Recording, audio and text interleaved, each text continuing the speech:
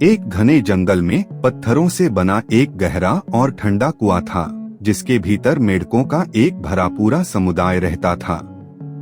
इस समुदाय में एक युवा मेढक था, जिसका नाम था ध्रुव।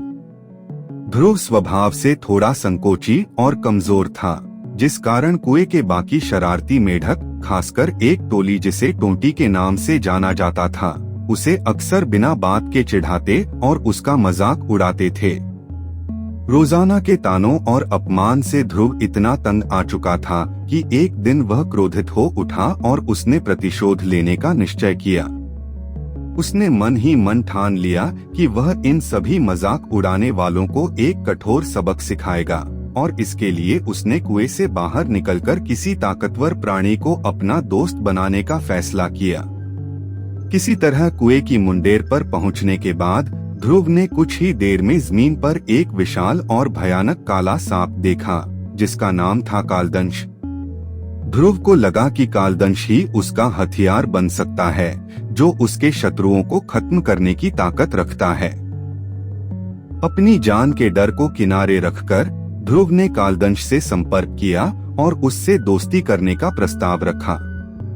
कालदंश, जो मेढकों को अपना प्रिय भोजन मानता था, यह सुनकर आश्चर्यचकित हुआ।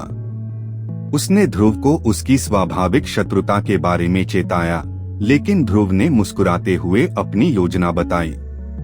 उसने कहा कि वह कालदंश को कुएं में ले जाएगा, जहां वह उसके शत्रु मेढकों को खाकर अपना स्वादिष्ट भोजन प्राप्त कर सकता है, और बदले में ध्रुव को अपने अपमान का बदला मिल जाएगा।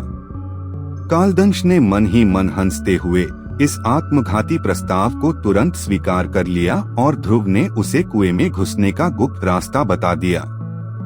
अगले ही दिन कालदंश ध्रुव के साथ कुएं के अंदर पहुंचा। इतने भयानक सांप को देखकर ध्रुव के शत्रुओं का दिल दहल गया और उन्हें अपनी मौत सामने दिखाई देने लगी। ध्रुव बदले की भावना में अंधा होकर कालदंश को इशारा करके अपने शत्रुओं की पहचान कराता गया, और कालदंश रोजाना 2-3 मेढकों को खाकर अपनी भूख मिटाता रहा। जल्द ही कालदंश ने ध्रुव के सभी शत्रुओं को खत्म कर दिया। लेकिन अब कालदंश के मुंह को मेढकों का स्वाद लग चुका था और वह संतुष्ट नहीं था। उसने चुपके से ध्रुव के शत्रुओं के बाद उसके अपने रिश्तेदारों को भी खाना शुरू कर दिया।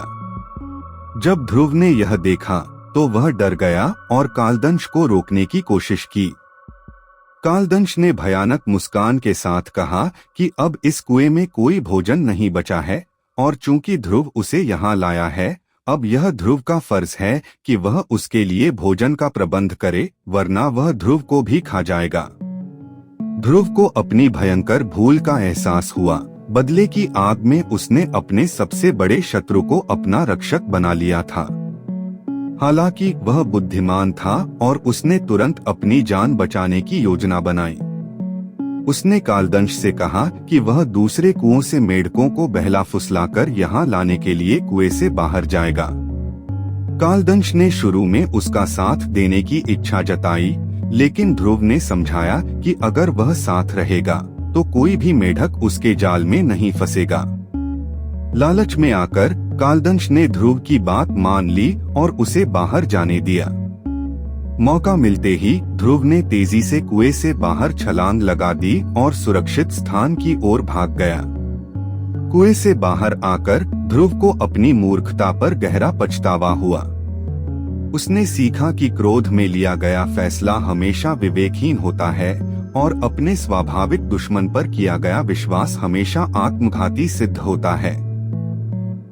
दोस्तों, इस कहानी को अंत तक देखने के लिए आपका दिल से धन्यवाद। अगर आपके पास भी कोई रोचक या प्रेरणादायक कहानी है तो हमें जरूर भेजें, हम उसे दुनिया तक पहुंचाने का प्रयास करेंगे। और ऐसी ही दिलचस्प कहानियां देखने के लिए कमेंट करना न भूलें।